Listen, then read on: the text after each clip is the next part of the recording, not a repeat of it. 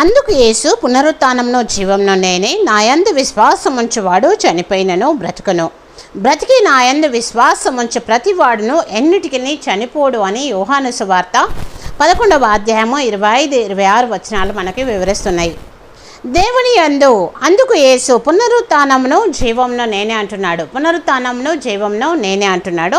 నా యందు విశ్వాసం ఉంచువాడు చనిపోయినను బ్రతుకునని. ఒకవేళ దేవుని యందు విశ్వాసము మనం ఉంచినట్లయితే మనము చనిపోయిన కూడా బ్రతుకుదామని దేవుని యొక్క వాక్యము వివరిస్తుంది. అదేవిధంగా బ్రతికి నా యందు విశ్వాసం ఉంచు ప్రతివాడును ఎన్నిటికి చనిపోడు అంటున్నాడు. కనుక దేవుడి యందు మనము విశ్వాసం ఉంచి దేవునిలో నిత్యము జీవించేటువంటి వారంగా ఉందాము. ఆ విధంగా ఉండుటకు దేవుడు మనందరికీ కూడా సహాయము చేయును గాక. ఇట్టి వాక్యము మనందరి హృదయంలో ఫలభరితం అవును గాక. ఆమేన్.